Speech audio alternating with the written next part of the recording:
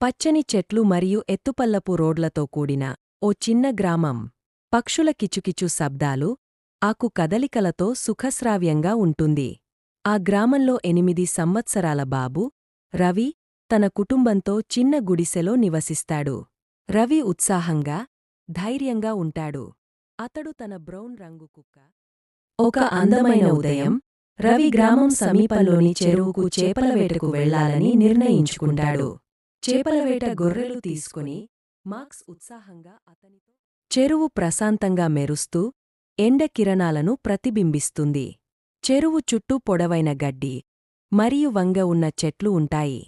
రవి చెట్టు కింద నీడలో ఒక ప్రదేశాన్ని ఎంచుకుని చేపలవేట కోసం రెడీ అవుతాడు. మార్క్స్ ఉత్సాహంగా అక్కడి చుట్టూ కనుగొనటానికి స్నిఫ్ చేస్తుంది.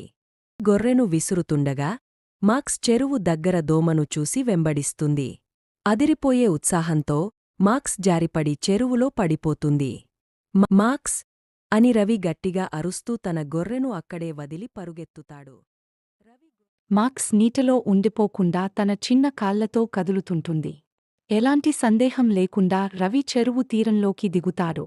మార్క్స్ను పట్టుకోవడానికి ప్రయత్నిస్తాడు. తడి నేల జారిపడేలా ఉన్నా రవి ధైర్యంగా ముందుకు వెళ్తాడు. మార్క్స్, నేను వచ్చేశాను. కాస్తాగు.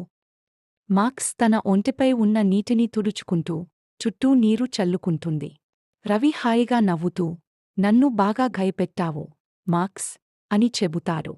మార్క్స్, ధన్యవాదాలు అన్నట్టుగా రవిని ముద్దాడుతుంది. వేట వేళ పూర్తయ్యాక రవి మార్క్స్ను తన చేతుల్లో ఎత్తుకొని ఇంటికి తిరిగి బయలుదేరుతాడు. ఇంటికి చేరాక రవి మార్క్స్ను బాగా తుడుచుకొని వెచ్చని పాల బౌల్ ఇస్తాడు. పెరట్లో కూర్చుని, రవి, ఇంక ముందు నీపై ఎప్పుడూ కంటేస్తాను, మార్క్స్ అని హామీ ఇస్తాడు.